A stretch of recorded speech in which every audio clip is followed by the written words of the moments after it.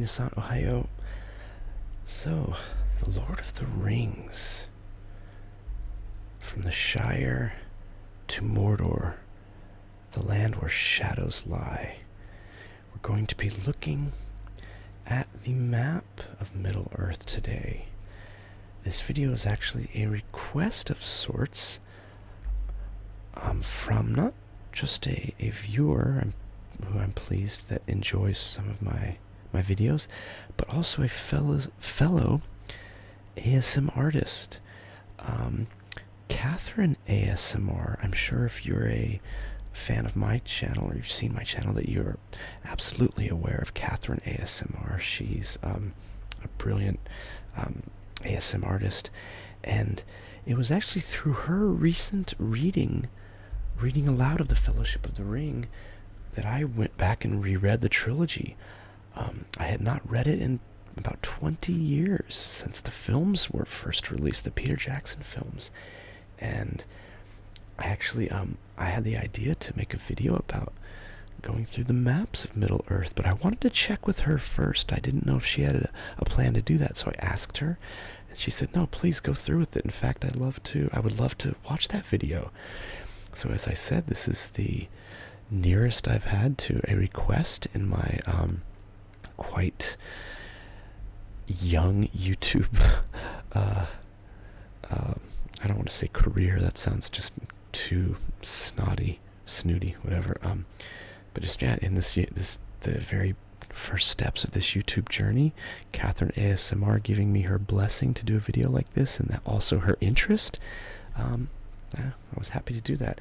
So, really quick before we get in the map, this is a lovely hardcover edition of all, basically all 3 of the Lord of the Rings books. That this was a gift from my parents when the films were first released. They knew I was a fan of the books, and they bought this beautiful set for me. It comes in its own kind of box, but it's beautiful. It's got this sort of filigree, the gold filigree, and it's the colors. You got the blue, red, gold, green, the colors within which Boy George dreams, red, gold, and green. It's an absolutely beautiful book. It was one of the best gifts ever. And just a quick personal story. My history with the Lord of the Rings started when I was, I believe, 11 or 12 years old. I was in 6th grade in elementary school in the U.S. when my stepfather gave me for my birthday my first copy of The Hobbit and the trilogy, Fellowship, Two Towers, and The Return of the King. And now, my stepfather never went to college. He never graduated high school, but he always enjoyed reading, and he knew that I enjoyed reading. And so one birthday, I was gifted with a set of books, and I remember him telling me, I know you like to read. I, too, read these books when I was younger, and I enjoyed them. I think you might like them. And, I mean, being gifted Tolkien as a child, can you think of a better present to receive? It was amazing. And I started with The Hobbit, and, I fell in love with it. I still, to this day, I still remember the way I pictured those books in my head as I read them, in my 11-year-old mind. I see them differently now as an adult when I reread them, but I still have the images in my head from when I read it back then. They stuck with me so long, and I always thought it was interesting. My stepfather, like I said, he wasn't educated in the traditional sense, but growing up when he did in the 60s and 70s, when he would have been a teenager in his 20s, that was when there was a bit of a resurgence in the States, or some popularity of the trilogy again. You may remember the Ballad of Bilbo Baggins as sung by Leonard Nimoy. I'll put a link in the description if you've not seen the Ballad of Bilbo Baggins from Spock. Yeah, you're in for a treat. But I imagine that's when my dad, my stepfather, first encountered these books, and they're just an ageless tale. That was something I was really struck by rereading them. They don't feel dated. I mean, there are parts with the songs and some of the language where it's like, okay, you can tell this was written, in the 30s and 40s, whenever it was written. But they're still very fun, very quick reads. I was never bored during any of it. And just for my father to pick up on that when he was young and enjoy it and pass them on to me truly is a great memory that I have. And they got me this book again when the Peter Jackson films were released, so it's about 20 years old. It's survived pretty well. It's got a little bit of kind of water damage and mildew damage because the Japanese summers are just brutal. And I'm not proud of this. This page got a bit bent up, but the map is still in good shape, and we will take a look at that soon. So everyone, please join me for a tour of the map of Middle Earth. So we're going to be starting with the area where it all began, here in the Shire. You've got Eriador, this entire, I guess region is Eriador, the mountains of Ered Luin, Gulf of Loon, Harland, Mithlond, the Grey Havens. This is from where the elves and others who are allowed, they sail off into the west. It's almost like they're going to heaven or something. They're not heaven, but they leave the shores of Middle Earth from here. We hear Ninuyal, Lake Evendim. In the appendix, this is actually shown as where King Aragorn and Queen Arwen, they have like a kind of a summer home here in Lake Evendim. I've got actually part of it marked in the appendix. It talks about that. Let me see.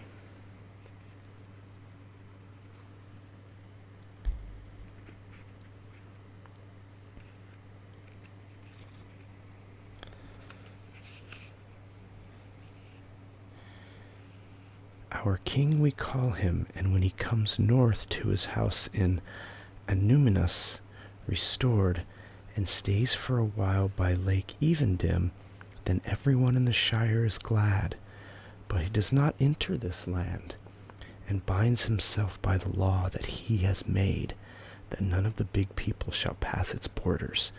But he rides often with many fair people to the great bridge, and there he welcomes his friends, and any others who wish to see him. And some ride away with him, and stay in his house, as long as they have a mind. Thane Peregrine has been there many times, and so has Master Samwise the mayor. His daughter Eleanor the Fair is one of the maids of Queen Evenstar. So that's Anuminus, Lake Evendim. And then here we've got the Shire, and apparently King Aragorn, he forbade any men to enter the Shire. It was by decree of the king that the land was only for hobbits, for the hobbits that lived there. We've got the Brandywine River here. It's interesting, you see how it's I don't know what the word would be for that, but it's kind of an evolution of the elven word Branduin. I've noticed Duin seems to mean river in a lot of Tolkien's naming conventions.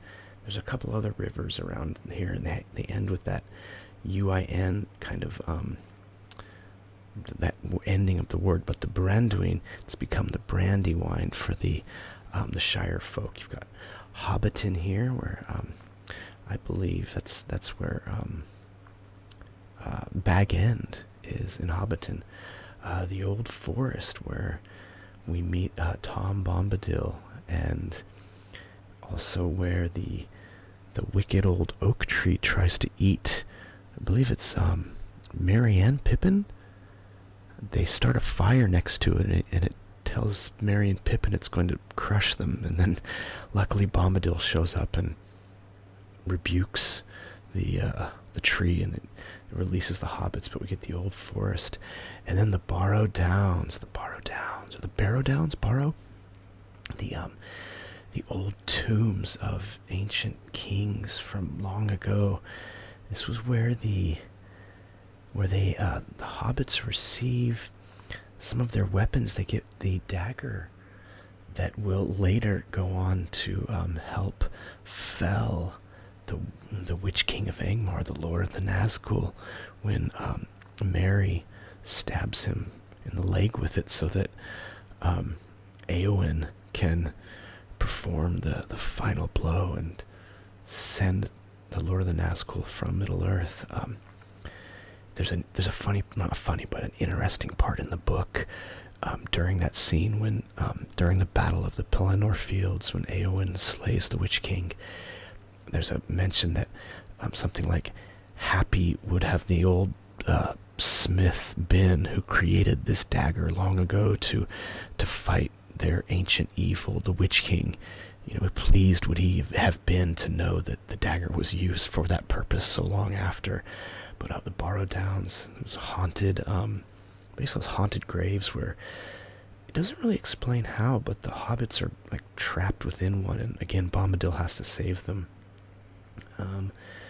Bree, and then Midgewater. Bree here is the town where the hobbits go and they stay, and they first meet Strider, Aragorn. The Midgewater, this is that swamp they cross on the way to Weathertop, Amon Sul, where it's just full of basically midges, and it's like a very unpleasant time. The Greenway, this was an old road that went from Gondor up to Eriador, but it's now known as the Greenway because it's overgrown with weeds and so on. Interesting parts here that we don't really see much in the books. Here of old was of old the witch realm of Angmar. This northern kingdom was frequently at war with Angmar and the Witch King, who would eventually go on to become the Lord of the Nazgul. And we get some little fun little parts here. Ice Bay of Forochel. I found another interesting part that Tolkien had added about that, about Forochel and the people who lived there. These are a strange, unfriendly people, remnant of the Forodwaith, men of far-off days, accustomed to the bitter colds of the realm of Morgoth. Indeed, those colds linger still in that region, although they lie hardly more than 100 leagues north of the Shire. The Losoth, I believe that's the name of the people, the Losoth house in the snow, and it is said that they can run on the ice with bones on their feet and have carts without wheels. They live mostly inaccessible to their enemies on the great cape of Forochel, that shuts off to the northwest the immense bay of that name. But they often camp on the south shores of the bay at the feet of the mountains. A little interesting tidbit here again. Tolkien really populates his world with characters and peoples that don't even make it really into the stories, but they're part of the background. An interesting story about Forochel that I read in the appendix.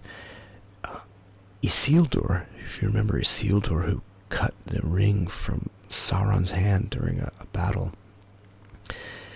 Prior to that, he was chased by his enemies. I believe it was the Witch King and the Witch King's enemies of Angmar, and he was forced to flee into this land here and stay with those people, the Losoth.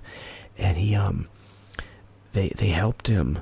They hid him, but he didn't have anything to pay them with. But he had a ring. This was not the One Ring. It was this was before he had the One Ring of Sauron.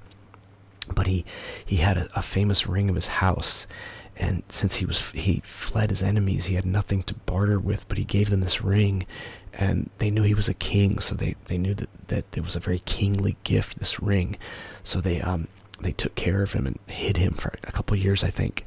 And it's mentioned in the appendix that after he left them the ring because he gave it to them. It was one of the only treasures of his house that survived because the people in this area had kept it and protected it. So I thought that was a fun little aside in the lore. This ring of Isildur, again, not the ring, not the one ring, but a ring he used to barter for protection with the locals, was kept preserved for many years after his death, apparently. So getting back to here, we've got Weather Hills and, of course, Amansul, Weathertop. It was once a great watchtower.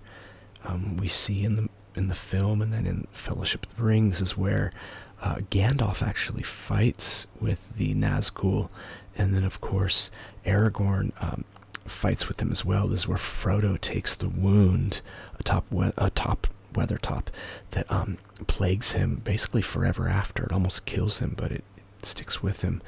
And of course, in the film, the Peter Jackson film, this is that brilliant scene when the ring wraiths emerge out of the darkness, their swords raised, and we see when Frodo puts on the ring, we see what they look like. They're these wizened old ghosts of men. Pretty, very popular part of the stories there.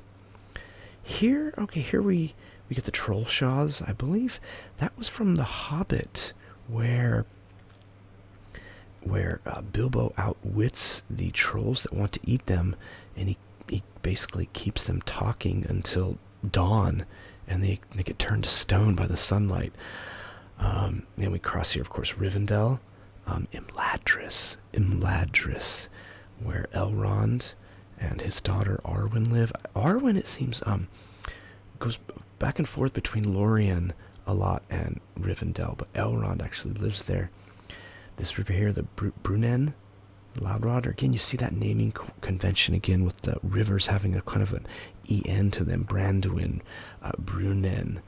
I think that's what I'm reading correctly with the rivers. Yeah, Eisen, the Angren. I thought I read that. Yeah. Okay, maybe I could be wrong about that. I'm not sure. Yeah, Anduin, the Great River, Anduin, Branduin. Okay, yeah, I thought I was reading that correctly. Trollshaws, Rivendell, and then we've got the Misty Mountains. The Misty Mountains here. Fangorn at the south, and then here Lorien, the Moria Gate. The Moria Gate. Well, we remember this is where the Fellowship was forced to cross beneath Moria, or through Moria, because the path over the mountains was blocked by Isengard, by Sauron. Doesn't have the name of the mountains here. There was Caradhras. There's like 3 peaks that they tried to cross, and they were unable to. And then this map is so large, I can't show everything, but here we go just out to the very edge, and we've got Rovanion, which Mirkwood, the forest that Bilbo and the dwarves had to pass through on their way to Erebor. You can't see that, can you? Try to get that in here a bit. Yeah, it's so this map is too large. I'm not going to be able to show all of it. I just don't have the space. But Mirkwood here goes off into the Lonely Mountain, there where Smaug once lived before he was slain. But let's see, moving back down. So we've got Mirkwood, Dol Guldur. That was where Sauron had made his lair for a brief time, when he was still trying to regaining his power and his strength. In fact, the appendix talks about how Gandalf had long suspected it was Sauron who was here, and he finally convinced the White Council, which is himself, Saruman, and Galadriel, that they had to attack Dol Guldur and drive out Sauron. But that was his tower there. And there's even a part where in The Hobbit, when Gandalf leaves not the Fellowship, he leaves the dwarfs and Bilbo, And he says he has to go deal with the necromancer. But it turns out later it's actually Sauron. And during those events, he's actually driven to Mordor, back to Barad-dûr from there. But yeah. And it also talks about in Mirkwood, the evil spreading from Dol Guldur was why this forest became so, it was filled with spiders and darkness, and it wasn't the beautiful forest it once used to be. Even though you had the wood elves living in that part of the forest, that's where Legolas is from, is the forest of Mirkwood, and his father, is it Thranduil? Thranduil? I can't remember, but his father's like the king of, the lord of the forest or something. And then once we cross Moria here with the Fellowship, we come into Lorien, the Enchanted Woods, protected by Galadriel and the power of her ring. I forget the name. Nin something was the name of her ring, the Ring of Adamant. But one of the reasons this place was protected, Lorien or Lothlorien, was because of her power and the ring that she wielded, that she was the master of. We come south a bit to Fangorn Forest. You guys see that? I can't quite tell. I hope so. You might not be able to see Fangorn, can you? Oh no, we can't. We have to move the map again. Okay, let's try that.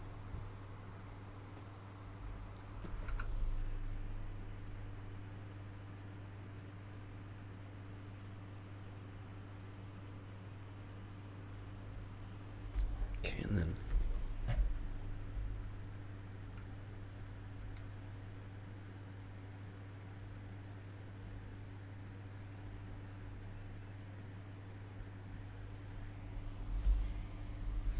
I apologize for having to do that. The map is just so large. It's a lovely map, but so large that I just can't get it all in.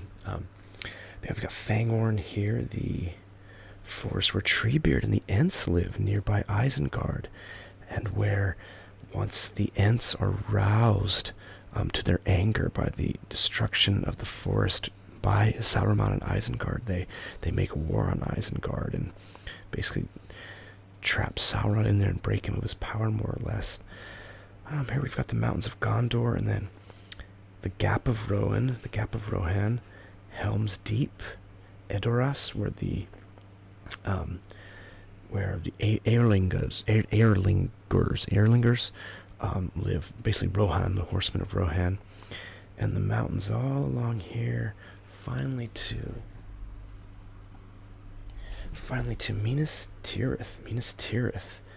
Remember the famous beacon scene in the film, when the beacons are lit and all across the mountains they get to Edoras. Rohan calls for aid. Or no, I'm sorry. The beacons are lit. Gondor calls for aid, and Rohan will answer. It's one of the. I remember people talking about that scene in the films and how that could have been a very easy scene to just gloss over and not give much to it, but Peter Jackson decided to make that just an epic, breathtaking scene. We get these flyovers of the mountains somewhere in New Zealand, and then the CG, toward the bonfires being lit, the beacons lit all across the mountains, and it just beautiful. It's one of the most standout scenes of a trilogy that's just full of beautiful and amazing shots. But yeah, it was the beacons. The beacons are lit. Let's see here, the Emyn Muil. This is where Frodo and Sam are lost until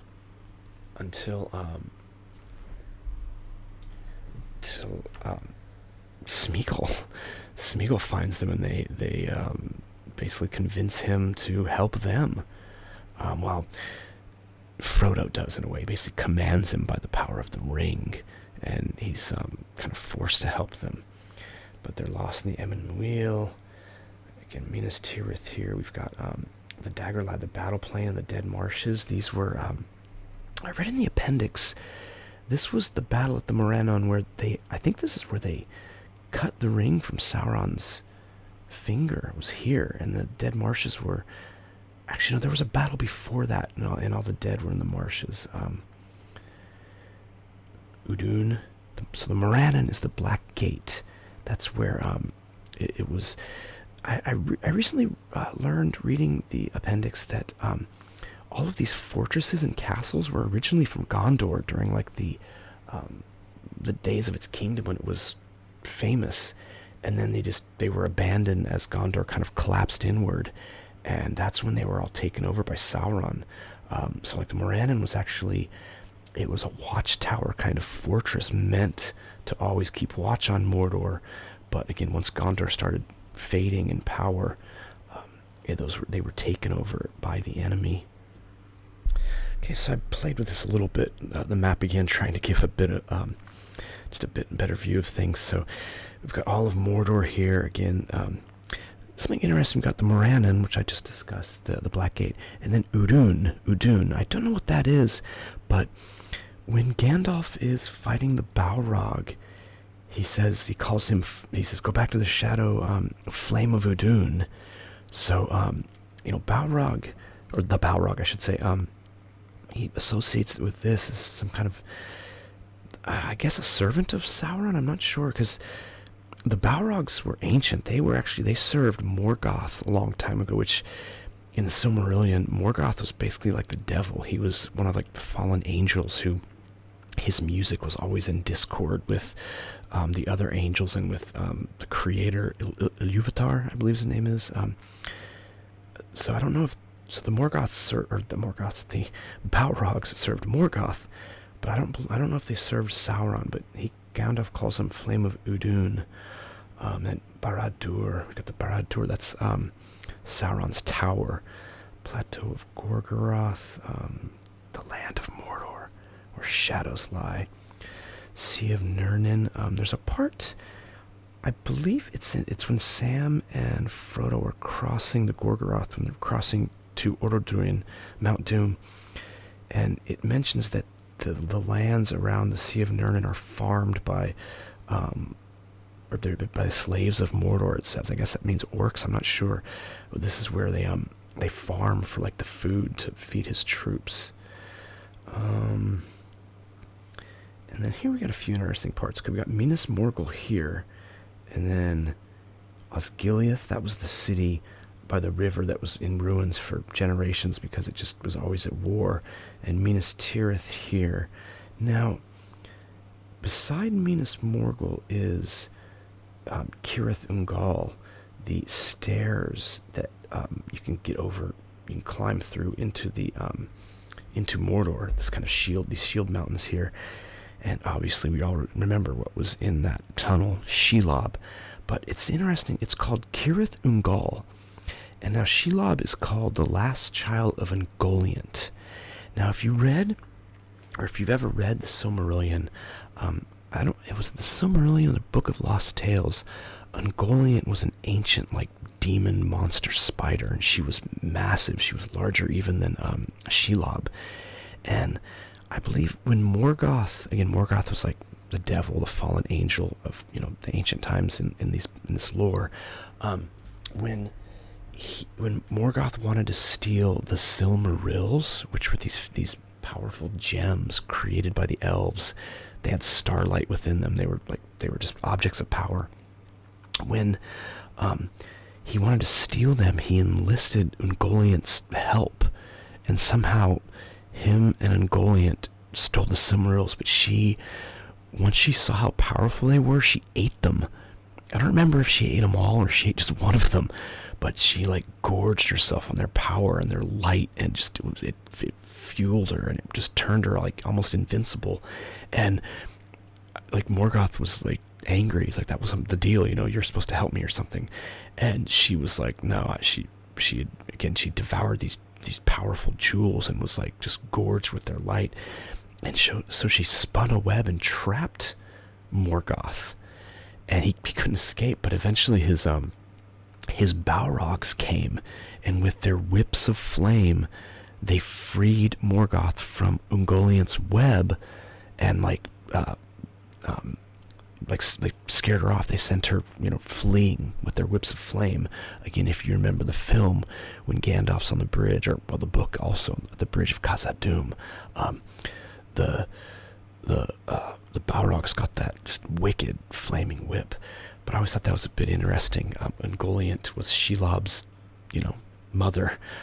She birthed her or whatever. But yeah, I can't remember how the Silmarils were recovered from Ungoliant. I think some of the elven kings or some of the elves went and actually cut them from her. It didn't kill her. She was so powerful, but they actually carved the Silmarils from her belly or something.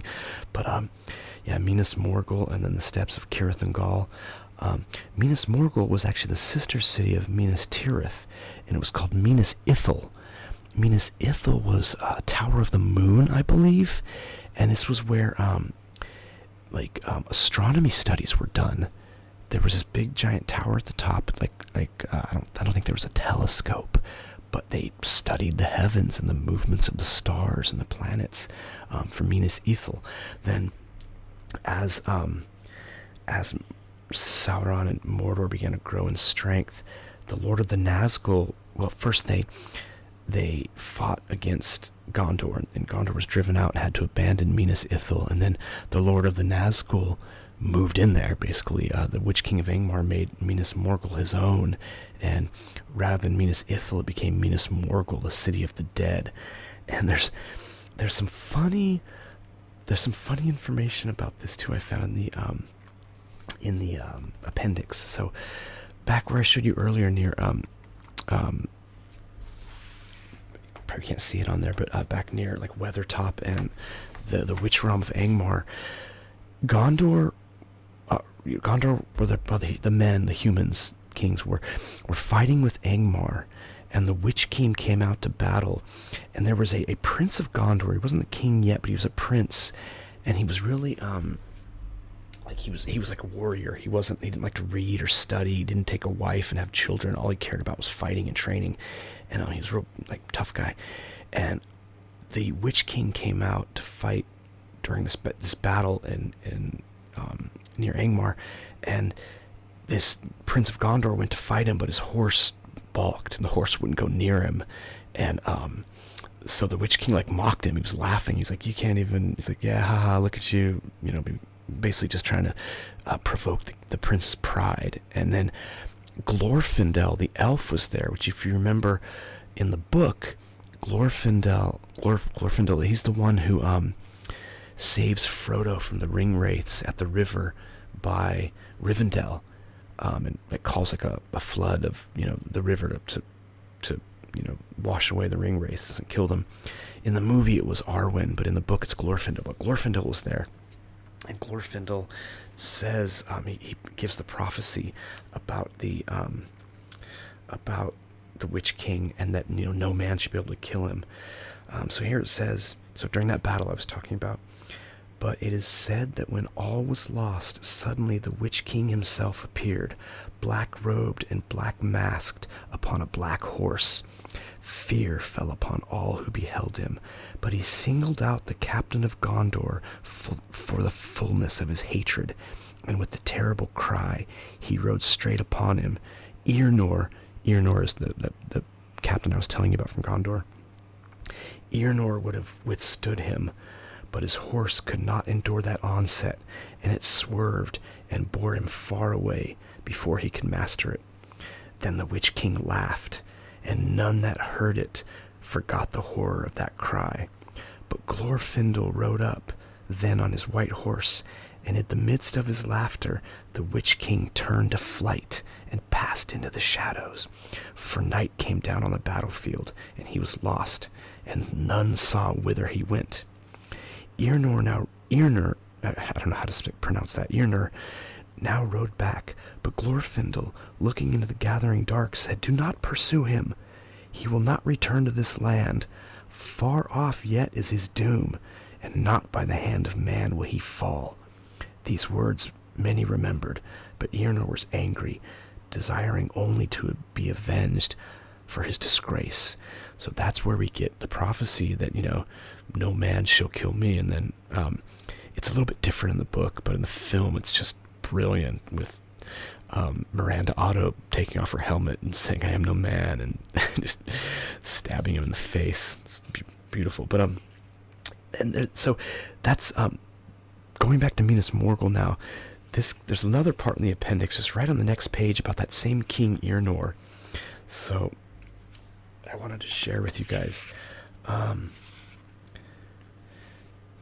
When Earnor received the crown in 2043, the king of Minas Morgul challenged him to single combat, taunting him that he had not dared to stand before him in the Battle of the North. For that time, Mardil the steward restrained the wrath of the king. Minas Anor, which had become the chief city of the realm since the days of King Telumnar and the residence of the kings, was now renamed Minas Tirith, as the city ever on guard against the evil of Morgul. And then, so this is the funny part. Earnor had held the crown only 7 years when the Lord of Morgul repeated this challenge, taunting the king that to the faint heart of his youth he had now added the weakness of age. Then Mardil could no longer restrain him, and he rode with a small escort of knights to the gate of Minas Morgul. None of that riding were ever heard from again. It was believed in Gondor that the faithless enemy had trapped the king, and that he had died in torment in Minas Morgul. But since there were no witnesses of his death, Mardil the good steward ruled Gondor in his name for many years. So, basically, that prince who was kind of humiliated by basically the Witch King, the chief of the Nazgul, the king of Minas Morgul, he went and basically challenged him. He rode right toward the gates of Minas Tirith and said, come out and fight me one-on-one. But, the king's, the steward basically, but his attendants or whatever, they knew. They're like, no, it's a trap. It's don't fall for it. Don't let your pride get the best of you. But then 7 years into the king's rule, the king of Minas Morgul repeated the taunt, and so the king rode with some knights into Minas Morgul and was never heard from again. I mean, you gotta be like, come on. I mean, really? You really thought the Lord of the Nazgul was going to give you a fair fight in his own backyard? Come on, king. But, well, so I thought that was a funny story from the appendix, a bit about Minas Morgul. But yeah, it used to be Minas Ithil, Tower of the Moon. Yeah, and then we got Mordor down here, Orodruin, Mount Doom. Mordor and the Sea of Nurnin. It's also mentioned that towards the end of Return of the King, that the slaves of Mordor, again called the slaves of Mordor, which I guess is the orcs, they were given the lands east about the Sea of Nurnin to dwell, I think it said. So it doesn't go much into it, but I think this is where the orcs were allowed to live, or they were just told, okay, these are your lands now. What else we've got? Oh, we've got Ithilien here, North Ithilien, South Ithilien.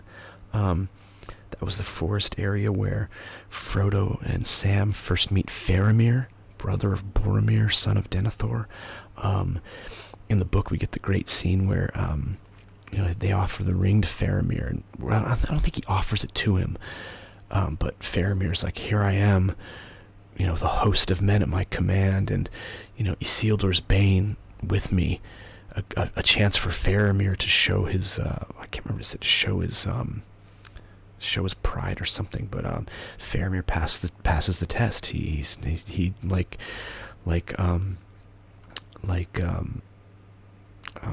who's the Queen of Lorien? I just said her name. Galadriel. Like Galadriel before Faramir passes the test as well. He's tempted with the ring, but he leaves it with the two halflings, and they go upon their mission to Orodruin, to Mount Doom, in order to destroy the One Ring. And so yeah, that is a map of Middle Earth. Again, I wish I could fit all of this in there, but I think we end here. On Mordor and Gondor, it's as good a place as any to end. So, really hope all of you enjoyed this, especially Catherine ASMR. I hope this was to your liking, and I hope that you enjoyed this. I've never had a request for any kind of ASMR video, and this would have been my first, and I was very pleased to do so, and I hope it was to your liking. So, alright, thank you everyone, hope you enjoyed, and mata ne.